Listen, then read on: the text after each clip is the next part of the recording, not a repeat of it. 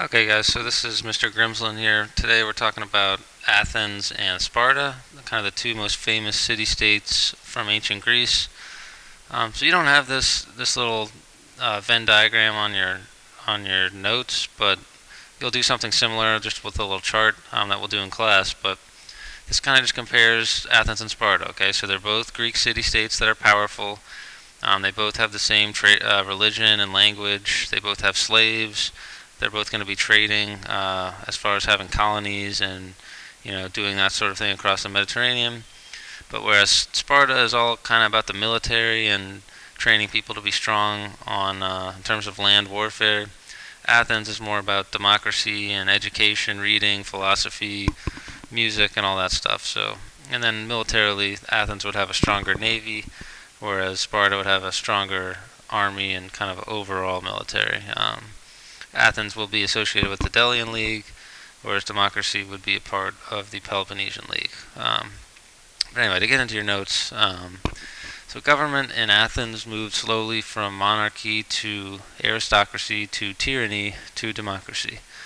So we've talked about all these terms except kind of tyranny. So tyranny means just kind of a tyrant who takes power, kind of like a single person who takes power and then kind of makes decisions from there. So Draco was the first reformer. He was a tyrant who made punishments for rich and poor equally harsh. Okay, so he didn't kind of like the monarchy the way it was, and ironically, he's kind of a tyrant who takes power and he tries to move things more democratically. So it's kind of interesting that a tyrant doesn't necessarily have to be like a bad person. A lot of times we hear, oh, it's a tyranny, tyrant. That doesn't necessarily mean that um, the tyrant is a bad person. You'll see Draco, he actually makes good reforms that kind of help out the poor people. So Solon is going to be the next reformer. He's going to outlaw debt slavery and allow all people to be part of the assembly, all citizens at least. So debt slavery is just kind of, if you fall into slavery, a lot of times there's like a debt associated with that, and you have to pay it off before you can kind of before you can move out of slavery. You got to pay off a debt. So he kind of got rid of that because it wasn't very it wasn't a good strategy for the poor people. It didn't really help them out much. And then Cleisthenes was the last reformer that we're going to talk about. He broke up the power of the nobility and increased the power of citizens in the assembly. So these three reformers, what you got to know is that they all are associated with moving Athens away from kind of aristocracy and monarchy towards democracy, where citizens have the right to vote. So eventually we're going to get there to a limited democracy where only adult male property owners can be citizens and vote. So if you're a free adult male, you can vote if you're a citizen. If you're a woman, if you're a slave, if you're a foreigner, you have no political rights. So citizens would get together in what we call assemblies to make decisions. So daily life in Athens, boys would receive their education. They would learn about poetry, history, math, grammar.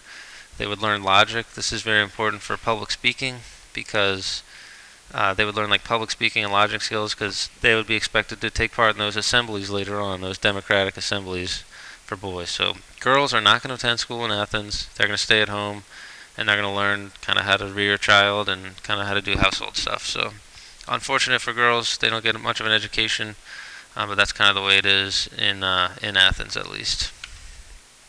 So there's obviously an emphasis on the arts, intellectual pursuits, and citizenship. This picture kind of shows one of those assemblies. So you see, a bunch of free adult males. You don't see any females in this picture. A bunch of males kind of sitting around what looks like a government building, kind of making decisions. This would be a picture of the assembly. Alright, so moving on to Sparta, it's more militaristic and aggressive. Sparta becomes rivals with democratic Athens, and they're just kind of rivals in everything they do. Militarily, they prefer an army, whereas Athens prefers a navy. Government-wise, they're an oligarchy, which means ruled by a few wealthy people, whereas Athens is more democratic. And then Sparta's also going to have two kings that are kind of associated with that oligarchy. So one of the reasons they had two kings was kings were expected to be generals in war, so if you lost a battle, if you lost a king, it didn't crush you because you still had the other king there as well. So the two kings and a select group, a small group of officials, will be making those decisions. So daily life in Sparta, boys are going to leave home at the age of 7. They're basically going to go to boot camp.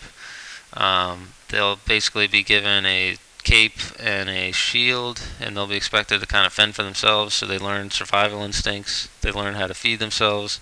They learn how to survive in tough environments. It's a very brutal lifestyle, but it trains them very well to be good athletes and good military people. Girls will receive athletic training, and they'll play sports as well.